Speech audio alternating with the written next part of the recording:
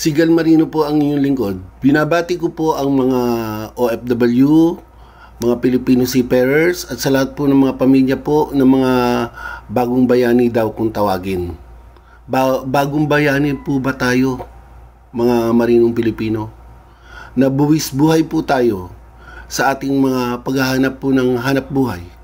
Ngayon po ay napakadelikado po ang mga kalagayan po ng mga Pilipino na naglalayag po sa Gulf of Aden at saka po sa bukana po ng Red Sea. Isa pong nakakagulat po na ang mga commercial ship po ay natatamaan po ng mga missile, ng mga pakawala po ng mga Hamas at Houthi.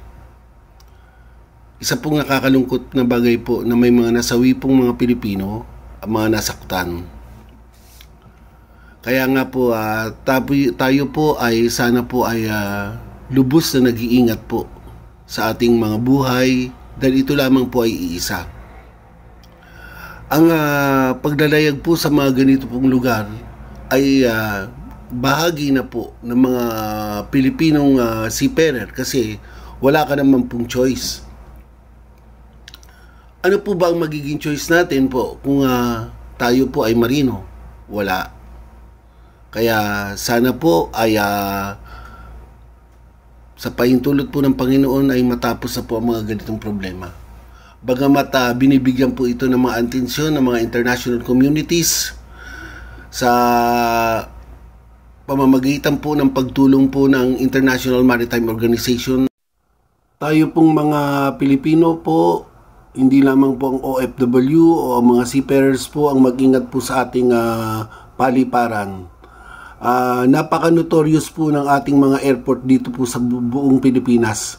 Dahil isipin nyo po, bukod po sa pagnanakaw po ng mga bag ng mga kagamitan po ng mga OFW, mga turista at kung sino-sino pa, ay nagkaroon na naman po ang pagbabalik po ng tanimbala.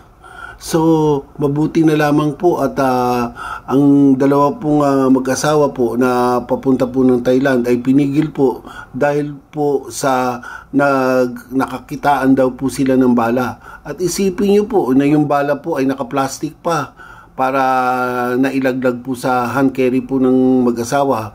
Dahil po sa kanilang mabuting pagpapaliwanag po na hindi naman po talaga sa kanilang galing yun at talagang ang balak lamang po nila ay mag-tour sa abroad ay nakaalis po sila. Hindi po sila napigilan at hindi po sila nakasuhan.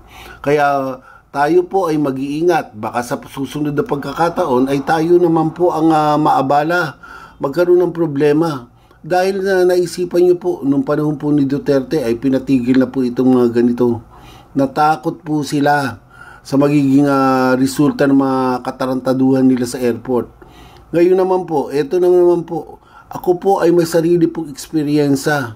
Nang ako po ay pumunta sa United States noong December, ay ang aking pong bag ay nasira. Sinira po nila. Bagamat wala naman pong nawala, pero ang pagkakasira po ng bag ko ay isang bagay pong problema po sa akin kasi mga damit lang naman po ang laman nun.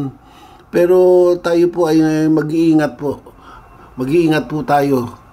Kaya kayong mga overseas Pilipino, ang inyong mga pinagbibili ay ingatan nyo po at ayusin nyo po at lagyan nyo po ng pangibabaw po mga plastic katulad po ng dati nung ginagawa po natin. So, sana po ay maging aral na po ang mga experience ang nangyayari po sa ibang tao na hindi na po mangyari po sa atin.